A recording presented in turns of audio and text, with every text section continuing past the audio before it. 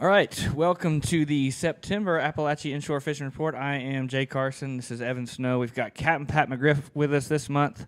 We want to thank you for coming on, Pat. Appreciate that. This month is sponsored by Keaton Beach Vacation Rentals. That is our title sponsor. You want to talk a little bit more about Keaton Beach Vacation Rentals, Evan? Yeah, Keaton Beach Vacation Rentals. The owners, George and Stephanie Weldon, are now full-time residents of Keaton Beach. So, you know, when you stay in their properties, they're right here. They're a golf cart ride away, a phone call away. If you have any issues, which you shouldn't have any issues, but if you do, you know, it's not like trying to message someone through VRBO or Airbnb or something like that. It's a lot more personal touch. They got all their houses all set up, full kitchenettes, fully furnished. You know, they got anything you need outdoors, like grills, fish cleaning tables. They got places you can take pictures, docking. They even got cornholes. So they got you set up there, and they're coming soon. There are a couple other ventures is Keaton Beach Outfitters. Which is where we're at. Which is, this is the trading post. Yeah, Keaton Beach Outfitters will rent you kayaks. They'll rent you bicycles. They'll rent you golf carts so you can hold up traffic like you're a local while you're here. Also, they are opening the Keaton Beach Trading Post, which is right here adjacent to the boat ramp at where we're at now. And they're going to have stuff when you're down here visiting. You can, as a gift shop, you got hats, you got cups, stuff behind us, T-shirts. There's seasonings. There's all kinds of little knickknacks, car air fresheners. They got it all set up. Go ahead, Pat. Oh, at the old Beach Realty building next to the switching station, the phone switching station. Yep. The phone switching station. Yep. They'll have snorkels, masks, fins, got all that kind of stuff. So if some stuff going on. So if you get down here to Keaton Beach, and whether you're staying at a house or you're coming down here for a few days and you forget something, be a good idea to check with. So what's happening now? Well, we are going to talk about what's happening now. We've been out on the water, but we got a new sponsor this month for our What's Happening Now, and that's Wilkinson Fly Fishing. We want to thank them for coming on and working with us. Wilkinson Fly Fishing is a family-owned fly fishing shop in Tallahassee. It's located off of 362 Champion Oak Circle in Havana. It's family-owned. Like I said, they're on Facebook. They got a great website if you need any fly fishing materials. It's wilkinsonflyfishing.com. You can order anything that you need off of there. If you want to get your hands on the stuff before you buy it, which I like to do, they do have a shop. So if you call Bob there at 850-539-1387, he can get you hooked up. So we want to thank them. All right, so that brings us to our What's Happening Now. I'm going to let you guys talk about your recent trips. I know you guys both run recent trips here in the last couple of days, so you want to talk about how those went? Yeah, I guess the biggest thing to talk about now is the water temp is slowly starting to creep down, but the biggest issue or the main obstacle or the stuff you got to work around is there's just a ton of floating grass out there. That and water clarity. Water clarity. Yeah, we talked about. Yeah. It's clearing up a bit, but it's still pretty dark out there. Yeah, we got some more rain coming, so we'll see how that affects it. But yeah, it's trying to clear up if we could ever get a few days with no rain. It's that grass is we're going to talk about some tactics to get around that here in a little while. Sure. But you're having to stop and clear the foot of your motor and stuff like that. So we need a good east wind to get it out of here. So Evan, you ran a trip yesterday. How'd your trip go? It did good, man. We caught a bunch of trout actually on the old Pat McGriff special, the live pinfish under popping corks. What do you think? What have you been seeing out there lately? Well, I just had a trip. Just a friend of mine went out scouting. I got trips coming up this weekend, 4 days going. And we were trying to catch some bait, and, it was hard just to catch pinfish. There was so much grass floating. We ended up catching most of them out a little north of Deacle, almost to Jabbo. That's probably the cleanest water, maybe from Little Spring back to Jabbo is the clearer area as far as running, looking at watercolor, not stopping and looking for scallops or anything. Yeah. But we had a big hard time catching anything.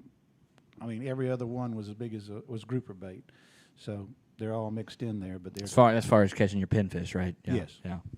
What about the actual fishing when you're out there? How's your fishing been? Well, Billy caught a 23 in with 5 keepers today. I was mostly catching bait. I fished about 30, 40 minutes and didn't and lost one no-see-em and caught one catfish. And Well, said, what do "I'm you gonna mean let by Billy when you do it." say no see 'em? What do you mean by no see 'em for everybody watching? A no-see-em is a big one. It's when a big fish says zip and the line breaks before you can move the rod. That's what I call a no-see-em, not the little bugs. Yeah. That's so you know it's getting to be September and the nights are getting a little longer and the temperatures are cooling off just a bit. You know, we're not full fall, but it's starting to really start that fall pattern. I think it's a transition month where those fish are starting to move back in a little closer. They're working that way. You know, we went from summertime fishing out in deeper water to now we're targeting 3 to 5 feet of water and catching a lot of fish in that range. So that's always a welcome sight to see those trout really starting to move back in and those redfish starting to group up a little bit and hang on structure and stuff on high tide. Yeah, we had a couple of, I wouldn't say cool mornings, but a couple of mornings in a row that you got out and you're like, ooh, it kind of feels a little bit good out here. Yeah, that was nice And, right there at daylight. It's yeah. like, maybe I should have brought a sweater. Yeah, Not really, and but, then and I think that got the water temperature kind of moving in the right direction, which I think in turn kind of got the feed of the fish, moving around, starting to put on the feed bag a little bit because I noticed the bite last 4 or 5 days. It seems like it's been really good. Yeah, I think right around this new moon, the last, it's what a new moon tonight or tomorrow night or something like that. I think we've had some good tides. I think that's really boosted the bite, earlier in the week. And, I don't even know what, no, it's Tuesday. See, I don't even, I'm a fishing guide. I don't know my days. But a few days ago, the bite was a little slower, but man, once we've gotten closer to this new moon, they seem to really have it's been good. Picked up a little bit. Pat, you've been around here a long time. What is it going to take for us to get rid of this floating grass? Well, it's going to take probably October or November Yeah. because you don't get the northeasters that we need, and we need a really good long blow for a couple of days. If not a frost, at least a good hard front. And Yeah. we're probably not going to see that till late October. The sooner we get a good front, the quicker that grass is going to get. You don't think tides have anything, big tides have anything to do with pulling that grass out? No, you can move that grass out there 8 or 10 miles and then get what we're getting now. We're going to have right 5 back up. straight days of southwest. Yeah, It's going to push it all it's right gonna back. push it right back in. Yeah, we had a good east wind there, I don't know, a week or so ago. It pushed it out like the immediate shallow flats, and then it just piled it right back in with that wind shift. Now, and I will say it's not just our area that's dealing with some floating grass. I was talking to a buddy of mine yesterday who fishes kind of more of our western areas, St. Mark's and Shell Point over there. And there's a good amount of grass over there. It's not as bad, and we're the worst, obviously. But it's definitely something that all of our stretch, all of Apalachee Bay is dealing with this time of year is that floating grass. So you got to work around it. So It's more. Can I go ahead.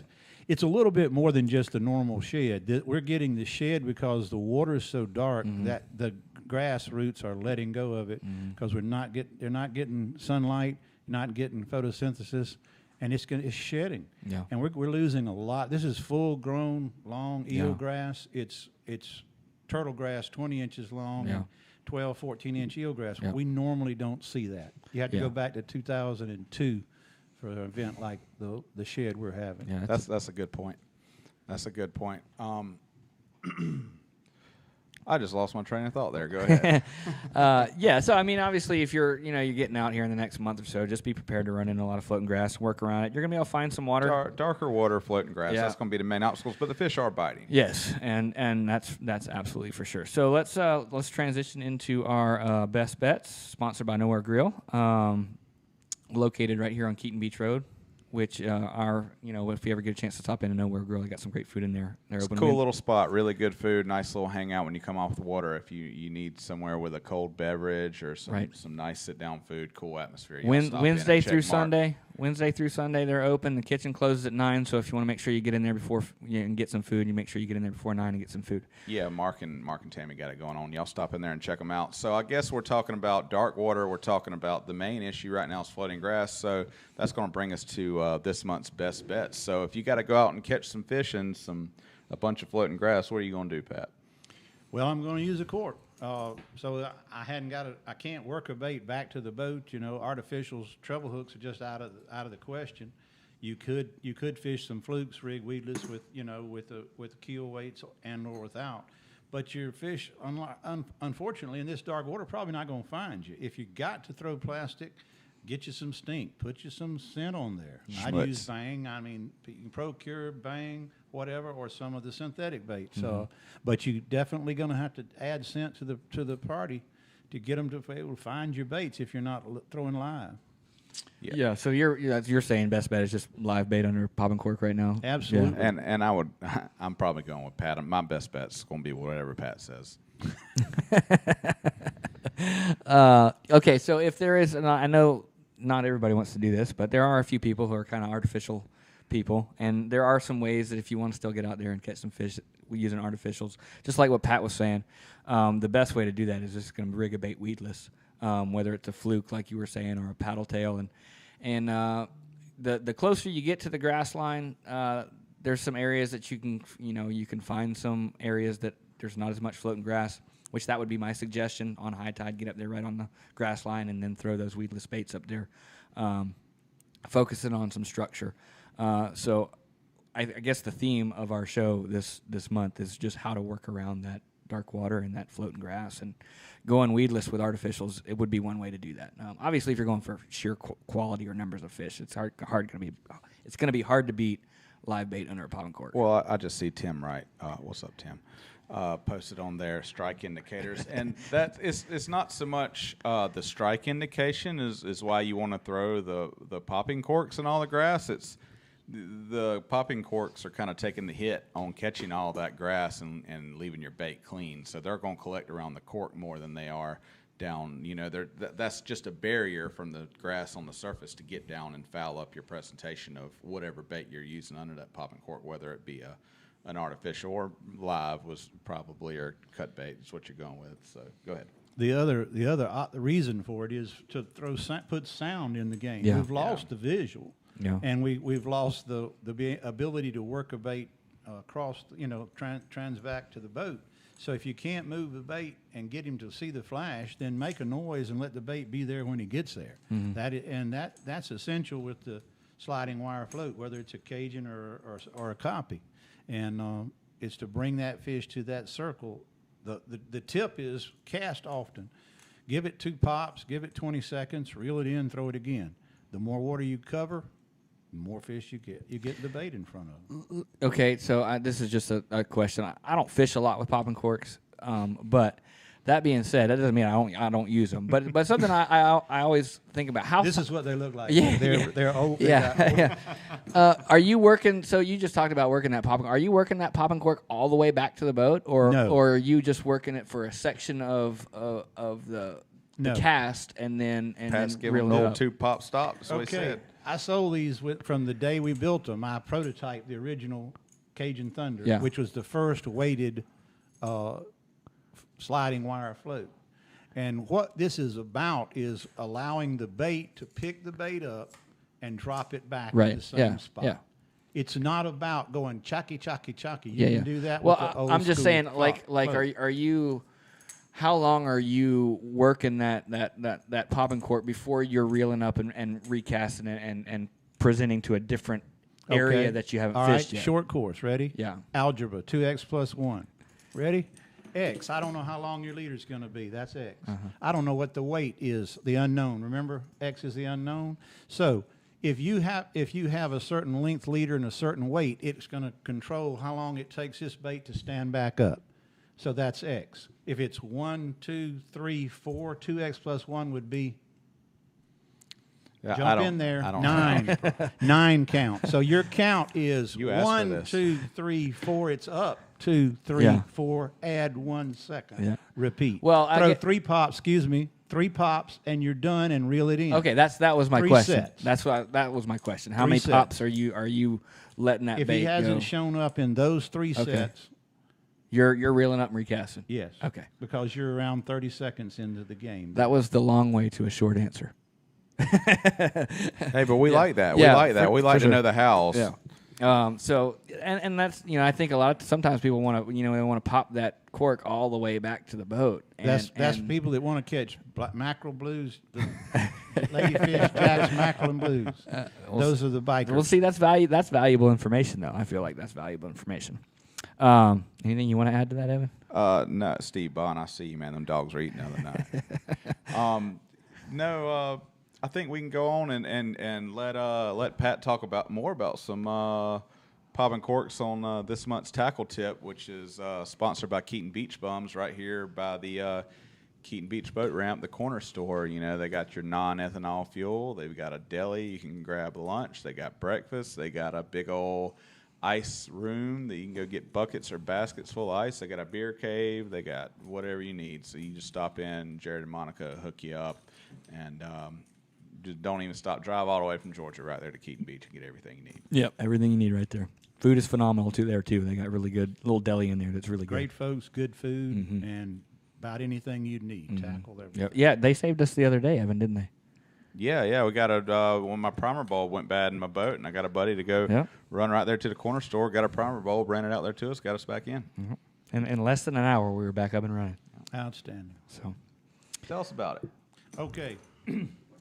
I want to tell a tip about jigs in general, but this is probably the least known and one of the most important things to know about a jig.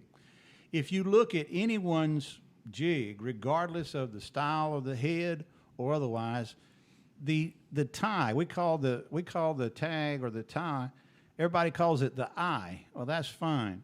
The eye is on top of the jig. It is not in front of the jig. After several casts, your knot slides forward, so where you're pulling the jig from the forward edge. If the jig manufacturer had wanted to do that, he would have put the tag or the eye on the nose of the bait instead of at the top.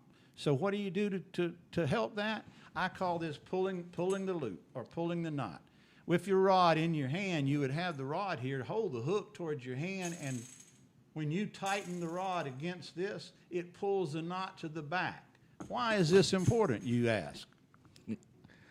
Well, let me see if I can take a shot at this. All right. So you want that there so that the bait is laying more horizontal in the water as it drops, right? So it stays horizontal. Yeah. Because as you move that, as you allow that knot to come Right, forward, then the this bait bait rolls. It does, and it doesn't look as And alive. it rolls. That's the most important part. When you pick it up, you want it to pick, and then whether you got a cork on there or not, you want it to slide back straight. Why is that? How do you know that that's important? What is this supposed to be an imitation of? Bait fish. Shrimp. Or shrimp. And you ever looked at a shrimp? What's he got on his tail? He's got a fan. 5 what? I don't know, a fan. They're called ailerons. See, I don't know. 1, 2, 3, 4, 5. He's got the center spine and 2. He's got 5 reasons and 5 ways to keep himself perfectly in keel, not yawed to either side. He's going to come in flat every time. Get you some live shrimp, throw 3 or 4 of them in the water and watch them hit. You can throw them in any angle. He'll pop, and like a cat lands on all 4 feet, he's going to come down like this. So that's why it's essential. It's not secondary, it's primary to getting a jig to be believable, because this is an artificial shrimp. Even if it looks like a bait fish with a tail, it's an artificial shrimp, right? It is also fish don't go. I think I'll do a Luganus 2.5 this time. They still stay in the same angle. So and this maybe kind of goes along with this, are you going to do the same thing if you've got a fluke on there? Absolutely. Okay. Absolutely, because if you have a jig, it has a tag. The pull is on the top. So if you start it here, cast 1, cast 2, cast 3, and then repeat, and you find out what you're. Also, it's essential not to use a loop knot. That's a Yankee outdoor rider. You've been listening to some Yankee outdoor rider if you're using a loop knot on your jig fishing, because that allows the bait to willy-nilly be in any angle that it wants to. Yeah. And that keeps your bait from being believable, because sure. we're trying to trick the trout into taking it. We're not trying to be fancy. Yeah. So one other question I have for you, Pat, here is what determines whether you're using a paddle tail or a fluke on a particular day? The size of the bait that I believe he'll take. Okay. In other words, bigger baits, do I have dirty water? I use the biggest bait I got so he can find it. Yeah. Do I have clear water? I dumb down the color and go natural, and I also dumb down the size. I got you. This bait's a narrow, slender bait. This is a elite shiner by Assassin. This happens to be Wakasaki. It's my #1 go-to absolute. I brought my best in here. Yeah. And the reason I run it upside down, I don't run it the way it's designed to be run with the brown back. I turn it up and it becomes either a ballyhoo, a shrimp, or a help me, not ribbon fish. What is it? Needlefish. No. Anyway, it doesn't matter. I'll get it out later. The idea is turn the lighter side up so he can see it, and I do that on any bait. Yeah. But I use the bait. I'm not matching hatch because I don't know what they're eating. I'm matching their aggression. If they are willing to take a 6-inch, 5-inch plastic on the third cast, I'll stay with it. Yeah. So, it being kind of the end of summer, water temperature is still pretty hot.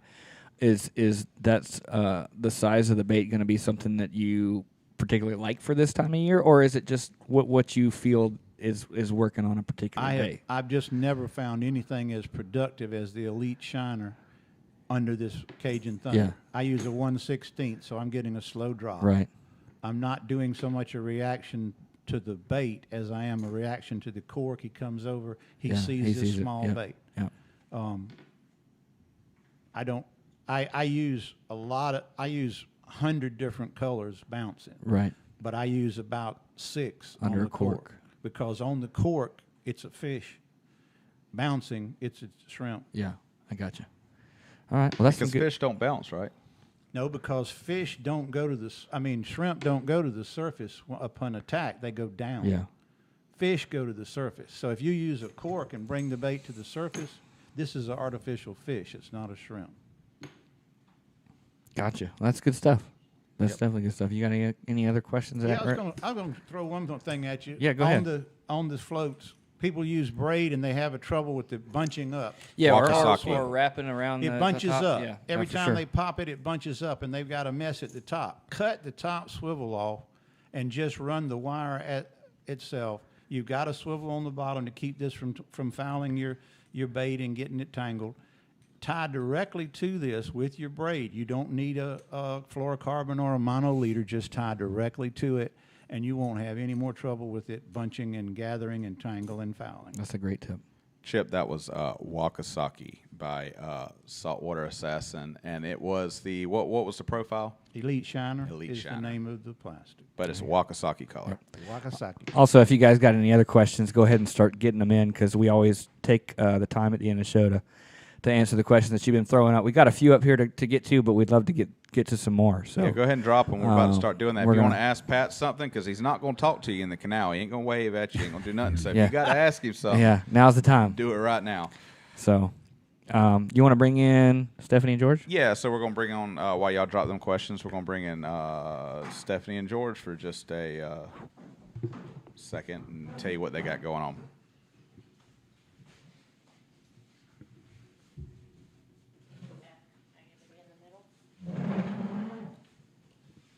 Just slide on in here. So, guys, this is Stephanie and George Weldon. They're the owners of Keaton Beach Vacation Rental and the soon-to-be Trading Post and the soon-to-be Outfitters. Why don't you just tell us a little about your rental business and the stuff you got going on, Stephanie, since I know George is thrilled to be sitting right there right now. Well, we are full-time Keaton Beach residents now, joining Evan and Megan there, riding the golf carts around. Sorry. We have 5 rentals. A lot of you have stayed with us. We're venturing out, going to do the golf cart rentals, like Evan said. Keaton Beach Trading Post, just have a little gift shop. When are you looking at getting the rental business up and go? You already have kayaks now, right? We have kayaks and bicycles now, and we're working on golf carts Is there. it just kind of like everywhere? It's just been hard to get a hold of anything, whether it be We're outboard trying, motors. and they're hard to get a hold of right now, but we will have them by the first of the year. All right, good deal, good deal. Yep. So what else you got going on with the? What's your vision here for the Trading Post? Just a little gift shop to come and check out some new stuff. I'd like to have some local vendors if you guys are out there in Keaton Beach or Perry to come by see us. I'm working with a few people here now. We haven't got a lot of stuff in yet. We're working on that. I'm hoping next month we'll do a open. We got a few little things to do outside, but So just something to drop in and just get a souvenir or something Yeah. that to commemorate your stay if you're staying down here. And also you had mentioned something about a food truck. You interested in someone? Any of you guys out there running a food truck? You might have a spot to put it. yeah, that would be nice to come up here, hang out, have your food truck. I'm sure it would go well, especially with these colder months coming up. Maybe some chilies, hot chocolate, coffee, summertime. Love to bring back the snow cone machine and what was it, fried dough Oreos. That was a hit down here. They got me every day. Funnel for cakes. Slushy. Funnel cakes. There we go. Yep. Yeah, but they're right here. They're not some owner that's renting a rental house that doesn't live here. That's just communicating through an app, and they have to call 15 people to try to go get you some help if you need something. They live right here. They'll be on the golf cart. They'll address anything you Yeah. need. So Yeah, they well- really run a good business. All their houses are really nice and up to date and clean, and it's just they got you set up just as if you own your own beach house and you came down for the weekend with a grill and everything just set up for you and your family and friends to come have a nice weekend fishing. Yeah, well, we're known to do seafood boil every now and then at the boathouse where we're staying. And one thing, pretty good. sorry, I don't mean to You're take good. over. They rent houses, but what a lot of people don't know, and you can go to their website, KeatonBeachVacationRentals.com, and check this out. They have what they call the boathouse, which is was like a quad, not like a duplex, like a quadplex. And 4 efficiencies that we have.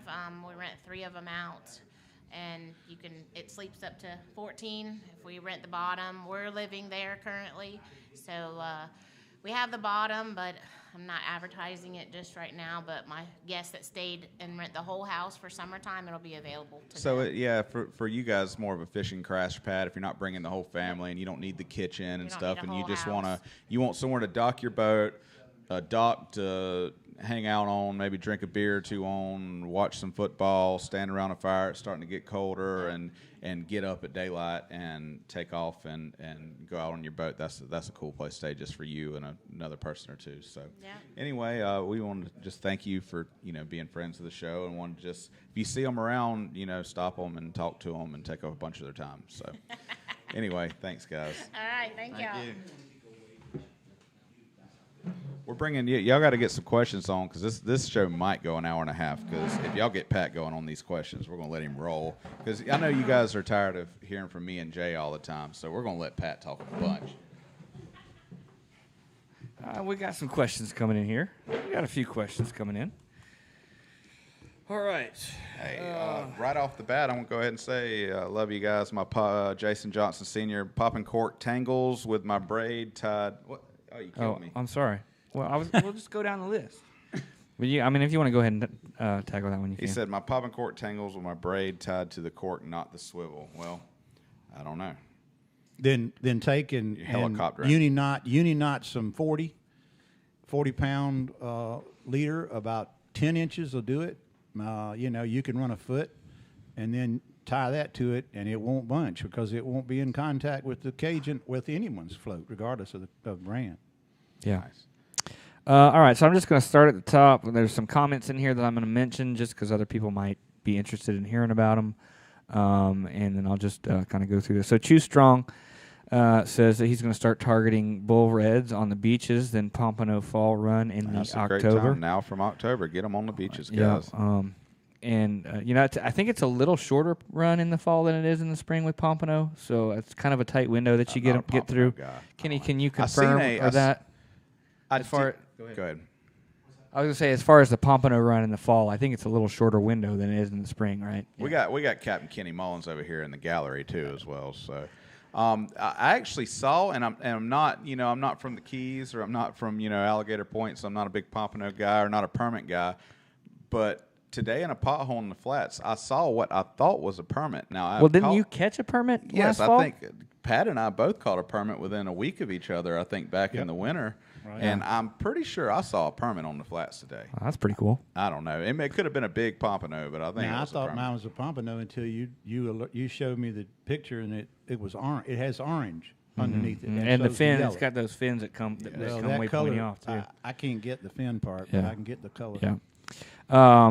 We'll just skip over Steve Bond's comment here. Go Dolphins. Stephen Patrick says, when is peak inshore Spanish time for casting on spinning rods, not trolling? It's coming up. I mean, we caught a big Spanish yesterday. There's some big Spanish around there. I would say October is really good, and then March is when they start showing. Pat, tell us. I was going to say, what's your experience on that, Pat? Last year, I had a client that he and his girlfriend fished with me the week of Thanksgiving. It was actually Thanksgiving Friday, Saturday, Sunday, that weekend.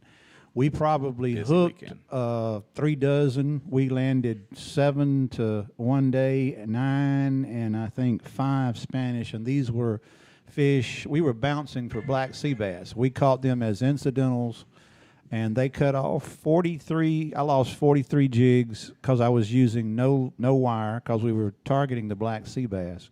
And we had, I think the largest was almost 5 pounds. So I'd say November. Yeah, so you get that wave right when you start to get those fronts coming through. It's like they know they feel. It's those, like they might right when it first starts warming up in Yep. the spring, they migrate through, and I Yep. guess right when it starts getting cold in the fall, they migrate through. I don't know, Stephen. We took I don't know. Whenever I had Richard, we went out there and we caught some. I think that maybe was October. We caught that king out there, so throwing those bucktails. So that's fall, October, November. I've been duck hunting and went out and caught Spanish when we were. So that's end of November. So. Yeah, I've seen people catch them in the middle of winter too. So I mean, I know it's kind of rare, but I've seen it. John Ray says, any tips for wade fishing St. Mark's? I don't know that any of us have ever wade fished St. Mark's. Have you wade fished St. Mark's before? I can talk about it. Well, I can talk a little bit about it too. Yeah, go ahead. Because I've talked to the. I can't talk about it. So probably your best bet wading in St. Mark's is not right there at the fork of the river in the Wakulla River. No, you want to go hang in. out. Yeah, you want to go back into the refuge on the For levees sure. and the dikes, and you want to wade off and walk on those trails and go back into those creeks. We did a previous episode was it 2 years ago? A couple Years ago. We had Gary Droz on who's kind of known for that. So if you want to go back and watch that, and if you go back and search that, it's up. I think it's on the YouTube channel. He gets mud minnows. Mostly, he just goes in there and gets his own bait, which is natural to the area back there, way back in those creeks in the refuge. He does a lot of mud minnows, a lot of free lining them. Deeper holes in those bends and those currents. If you got any oyster bars far back in there, target those. But I think just really like the deep runs in the creeks back off the refuge with mud minnows, free line, just with the current through there is probably your best. And if you can choose a time, if you feel adventurous, if you want to go around low tide, you can wade out some of those creeks and then fish some of those deeper holes. It'll condense the fish in the holes. It'll condense the fish. So it just depends on how much effort you're willing. The more effort you're willing to put into it, the more productive you're going to be. Let's see. Let's keep going. We talked about the color that Pat used already. That was a question by Chip Wallace. That's the Wakasaki. Make them down in Mayo, Florida. Beautiful Mayo, Florida. John Minnick says, other than your primer bulb, you need plenty of gas. That's true. Yeah, I ran out of gas the other day. Yeah, we did do that. So, and then Jason, that was the question. You said, love it, you guys. My pop and cork staying with my braid tied to cork, no, not the swivel. Let's see. Let's keep going here. Chew Strong, another question from him says, I fish out of a kayak. Where should I be targeting trout and redfish as we transition to fall? Fishes out of a kayak. You want me to talk about a kayak? Well, I mean, okay. You don't have to. You can. Is that what that's like a? Let's see here. Okay, That's one of the small think Point of it on both ends. Yeah. Yeah, think of it as maybe fishing out of a John boat or something like that, where you didn't have a long range. I have a good answer for if Your he's talking 9.9, about. you were talking about choking down. Are we talking about generic? Or are we talking out of Keaton, the Keaton area? No, he's in general. I think Chew might be based over towards St. Mark's, so there's probably a little more bars and stuff. But they got some grass flats over there I would too. pick an access point where you have the access to the most number of creeks for the water in and out, so that you got options on reds, flounder under different tides, and then when the tide's in, you can trout fish with, but you'll have the options of reds or flounder on the low tides or with less water, and of course, work the bars and the adjacent rocks adjacent to creeks. Get out there early before the tide comes in, and spot your rocks with a pair of binoculars, and then go back and fish them. That's yeah, a good point. they're going to start moving in. They're good kayak range. Starting this month, they're the shallower grass flats. You'll find some fish sitting in there, and like Pat was saying, the structure. They're really going to start moving back in on that structure. In bigger numbers than what they have in the summer. For sure. Yeah, that's good stuff. That's a pretty good answer, Pat, for not fishing on a kayak. Have you ever good stuff? Have you ever sat in a kayak before in your life? You want me to lie? No, I have been in a canoe. Does that count? A canoe is as close as I need to get. That's an old school kayak. Nobody buys canoes anymore. Canoe, not canoe. Like a canoe. Have you ever been in a canoe? A canoe, yes, when I was a Boy Scout about 50 years ago. Hey, you can do a lot of fishing out of a little canoe with a little 9.9 on the back of it. In our area, especially in the upper portions of Apalachee Bay definitely. and stuff. Yeah. Yep. Have at it. All right. Nick Brannon says, he asks, how much time do you normally give a spot to pull in a keeper trout before leaving? I've heard Pat speak on this before, so this man's got an answer for you. I'll go ahead and tell you. All right.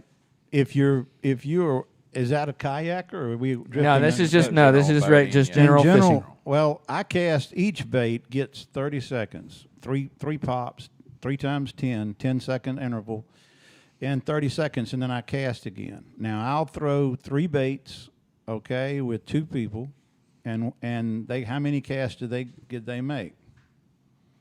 Oh, I was reading. You weren't going to do math. I was reading comments. I wasn't. Hey, this is a fishing show. I don't think we're supposed to do math on this one. Go ahead. All right. Here's why. I'm throwing a bait 3 times. Each bait gets 3 casts if he doesn't get bit.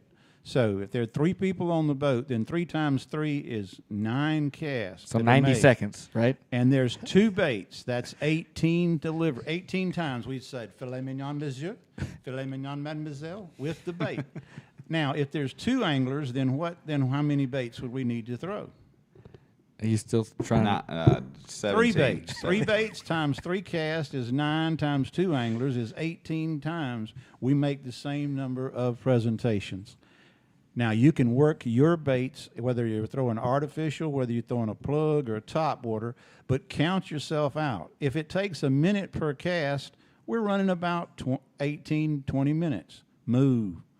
Make the number of casts 20 minutes, move. So you're not a big believer in just drifting through an area to find what zone the fish are sitting in just to make a drift? I already know where the fish are going to be before I get there. I just don't know what spot I'm going to get there. If I want to get to the right spot at the right time, it's about timing of the tide with me. It's not about wondering where they'll be or if they'll bite normally. I mean, if we've got... So you're there... And you're saying, okay, these fish are either going to bite or they're not, and if they're not biting, I'm moving. Well, if they're going to bite anybody, they're going to bite me because I'm going to give them exactly what they eat every day, and that's a live, perfect little pinfish. Yeah. I don't have any guesswork in that, so I take the guesswork out of what they're eating and when will they eat it? Well, when they get 3 feet of water over their head, they'll eat it. All right, that's good stuff there. Also, let's see what else we got here. We got. Let's go. We got another Pat question. Yeah, here. this is another Pat. I've heard he's got a long. Okay, here we go. So Pat, so this one is specifically for you, Pat. This is Travis Andrews. He says, Pat, what's your favorite flounder bait? Slobber bait? Flounder. Flounder. Sorry. My favorite flounder bait is whether or not I'm inshore or offshore. Inshore. I'm inshore. I'm going to throw a color that I designed for Assassin called Space Guppy. And I'm going to throw it in the split tail shiner, which is the one with the 2 little tails like this. And I'm going to bite the bottom one off so the pinfish will leave it alone, but I'll still have a keel on the top. And it's the slender this way that is efficient. And I'm going to turn it upside down. I'm going to put the chartreuse side down. I'm going to put the glitters up. The glitters in that bait are black, copper, silver, and I think that's it, black, copper, silver in the Space Guppy. And that's an inshore bait bouncing, and I do the same thing if I'm using their eel, which they're no longer in production, but that color is often repeated by other manufacturers, but Space Guppy is a hard bait to beat. If the other color is glow, and that's when it's blowing or you're deeper than 3 feet. If No I'm less pink, than, huh? No pink on the flounder baits. not on flounder for me, no. And I'll throw alewife, which is a white, if I'm throwing a little paddle tail. Glow and white if you're searching a little deeper area for flounder. So this leads us into the next question, which I know you have a huge philosophy on, and We've talked about it before on this very show. we may have talked about it Who before. said it was for philosophy? So the question again from Nick Brandon. This is another good question. He says, and also, how do you guys pick colors when they can destroy a particular color one day and not touch it the next? Is that a two-part question? I think so. I think he's saying like, okay, so why is it that they will eat the Okay. same color one day and they won't the next day? The same. It's all about light. Light is simply Get comfortable. the color. Color is the color of an object is the color that it reflects. It absorbs all the other colors. Therefore, the color that it reflects changes according to the amount of light that it's available. And that color is not the same color to the fish as it is to you and I. It is the contrast that you have to decide, you have to discover. And you have to discover whether it's contrasting to the surroundings. And those surroundings are controlled by 3 variables. The amount of light in the sun, which means is it cloudy or is it bright or bluebird sky. And then number 2, is it windy or is it calm? And number 3, what is the color, the clarity of the water? Is it stained? Is it clean? Is it ultra Mediterranean clear? And what you're going to do is use the simple formula of use solids on the windy days, use laminates, which are two-tone colors, and start with the 2 tones and eliminate those on the average day, which means I have a little wind, I have a little color in the water. And then if it's a bone fishing in Belize, which means you would know about that, you'd be fly fishing if you were in Belize, right? And the water be so clear you could spot a fish at 100 feet. right. And so if you're you don't fly fish in 120 knot winds like I like to fish, so it's calm. Yeah. So if it's calm and clear, I used to say throw copper on a spoon, but when it's calm and clear, you throw your natural colors on your plastic. Yeah. And the reason is because you don't need to be contrasting, you need to be imitating and mimicking. Yeah. You're not getting reaction strikes, you're getting inspection strikes. Yep. Inspection means, does it look like the one I just ate? Nope, I'm not going to eat it. Mm-hmm. And that matching the hatch is something you know well, Jason, Yeah. with your fly fishing. Yeah. And so if you're fly fishing, you're fishing in water less than 3 feet, which means you have bright lights, and which means you have what? And what colors do you use? And let's see if they're the same as what I use. Really, just three colors. I'll use a light color like a white. I'll use a dark color like a black or a purple, and then I'll use natural colors like an olive or a tan or something like that. Yeah. Okay, and when are you throwing your dark color? When there's low light to create Low that. light? Low light. What about the clarity of the water? Dark water. Dark water? Okay, so Yeah. if you're throwing the same conditions, it's the 'Cause you're light, creating a it's silhouette. the Yep. ability of the light to penetrate in the water, Yep. and then it's contrast. Can he see it? The number one mistake people make when they're throwing colors is catching short fish. If you grew up in South Georgia, I grew up in Macon, Georgia. If you're a good old boy from Georgia and that likes to come to Keaton Beach and you think you're a great fisherman because you can go out in a pond and catch a bass, what kind of size bass do you catch every day? 12-inch yearlings. You can catch what we call yearlings here or short trout. Mm-hmm. Every day, throw chartreuse, have a ball, get tired of it, find you another color. The point is, don't throw a stupid color or you catch stupid fish, which are juveniles. And when I say dumb down, you dumb down the size, but you grow up and you throw a smarter looking bait, a smarter looking fly, Right. or if you're throwing your fly. And with the plastics, this is a smarter looking bait than a regular, what we call a regular paddle tail. Mm-hmm. And if you lose the tail here, it doesn't matter, it still fishes. Yep. I pick colors. I've got another long version that I will not go into today on the color picking, but that's the basics as I see them. Yeah, I agree. Yeah, I don't know that there's much you can add to that. Yeah, we're going for sure.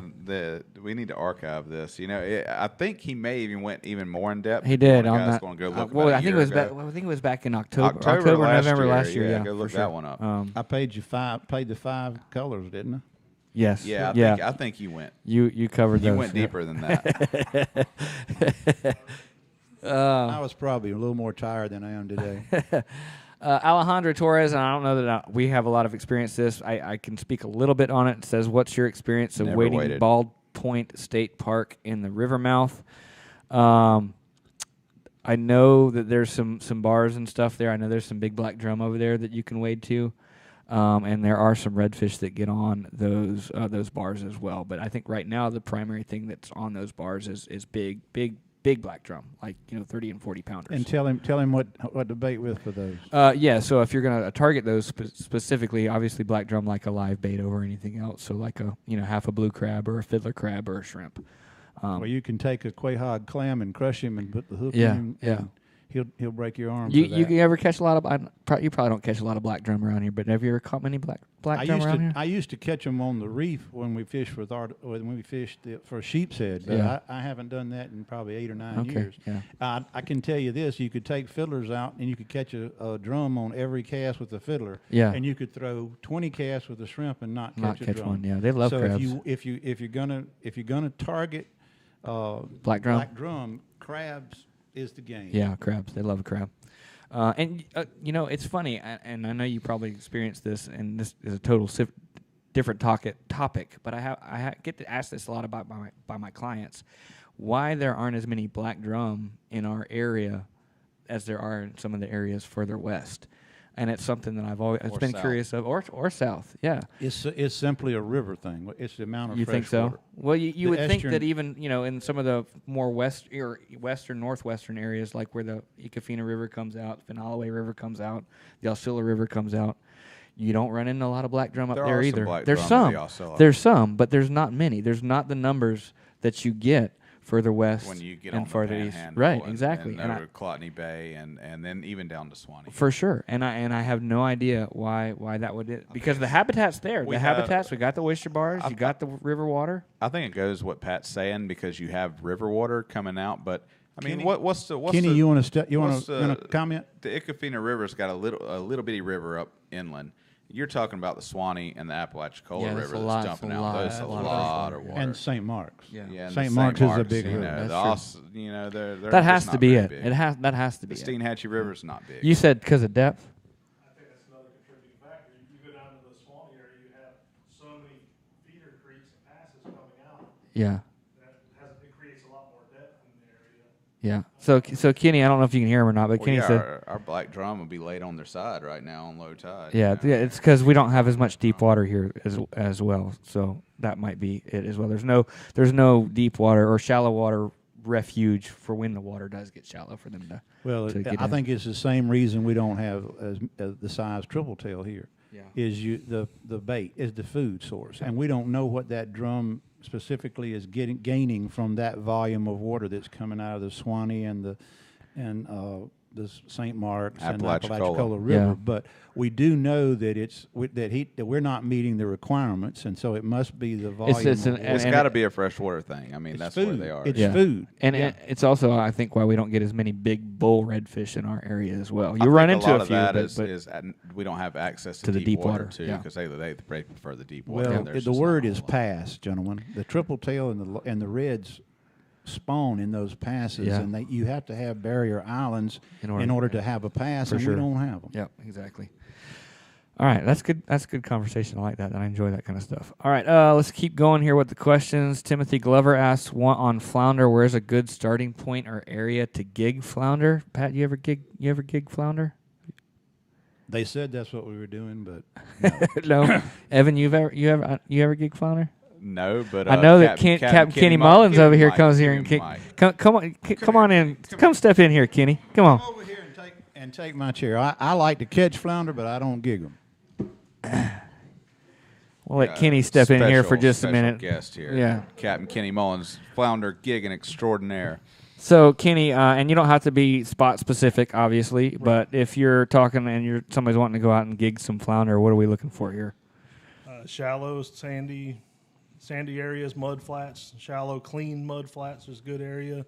Sand, obviously. You want tide flow across those typically? Typically. Yeah. And clear water. Well, yeah, you got to have clear water. Clear, See, calm water. if you're going to see. So you want that tidal stuff that's almost like that's just barely covered with water on low tide. Is that kind Correct. of areas you're Yeah. going for? You do any flounder gigging trips, Kenny? I do. Okay. Yeah. That would be the best if Real you were epic you you wanting want to to- see how I'll do it? Real epic charters. Yeah, right there. yeah, he'll do anything, man. You pay him enough He'll money, literally do it. he'll Gigging, do bow it. fishing. So and Timothy, if you're wanting to gig flounder, I would say that the best thing you could do is hire you, a Kenny. guide that takes you. And do to it do at it. night. And Yeah. do it at night with a light. Yeah. Oh, that's pretty good. Yeah, at night. Right. I think Snoopy even knew that one. At night. Yeah. Okay. I know there's some great flounder gigging over in Apalachicola Bay, so and there's plenty of guides over there too that will let you hire them to take them to do Let's that. just grab a couple more questions. Yep. All right. So I think that's about it, there guys. are I good think questions. that's about gonna wrap us up. If you got any last minute questions you want to get in for Pat or myself or Evan, now's the time to throw those in. Pat, Pat, why don't you? We appreciate Pat sitting in with us. We like to get him 2 or 3 times a year because I think everybody enjoys hearing him. He has such Insight, thoughtful explanations to questions and stuff like that. Pat, if someone wants to go fishing with you and get the full course, how do they go about getting a hold of you? It's easy, onemorecast.net or www.onemorecast.net. And you can remember cast net, I hope. So although South Georgia calls them throw nets, they are actually cast nets. But anyway, otherwise my cell is 850-838-7541. Pat, you do half day and full days, or are they all the same? I fish 6-hour days Okay. because we have 6-hour tides. I'm going to take you out and fish the best part of the day, not the worst part of the day. Right. So I'm going to start my trips around the low tide and fish up into the high. I may fish an hour extra. I don't charge you extra, but 6 hours is the design. Okay, good deal. One last question just came in, and then I think we'll wrap it up after this one. It says, in what depth do you usually start working a cork? Just a curious question. I mean, you can work a cork in 12 feet of water. Or you can work a cork in 18 inches of water. Yeah, Yeah. I mean, just wherever Yep. you're fishing, you just adjust your leader to the depth to get it yeah. up. Because, Pat, where do fish look? Do they look down or do they look up? For fish, they look up. For shrimp, they look down. That's why we bounce a jig for if it's a shrimp imitation, and we pop it up to the surface with But a didn't with you a say earlier that cork. it's a fish imitation under a cork, right? That's correct. So, see, I put you on the spot there. You like how I turned the tables there. Well, you didn't say you didn't He preface said with under a cork.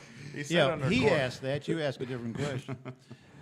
I would say that you need about 2 feet of water to get most of this to be efficient. However, this is not the only design. If you're fishing shallow, you want to use the cigar Cajun, the one that's shaped like a cigar or a finger cork, because it makes a totally different sound. It's not as an aggressive sound, and it matches the sound of the fish attacking fish in the shallow water.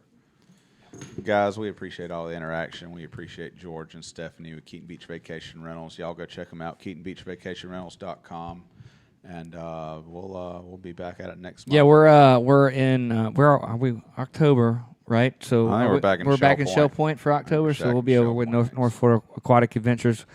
We should have a guest. We're going to try to work up a guest from that area over there to have on for October. I'm sure we got a couple guys we could reach out to. Any of you got commenters want to come on, just I'll accept applications. and DMs. So that's it for this month, Pat. Again, we thank you so much, thank man. you very much Yeah. for having me. I Yeah. enjoyed it, and looking forward to doing it again. Yeah, we'll have you on again here probably next few months. Evan, as always, it's a pleasure hanging out with you, man.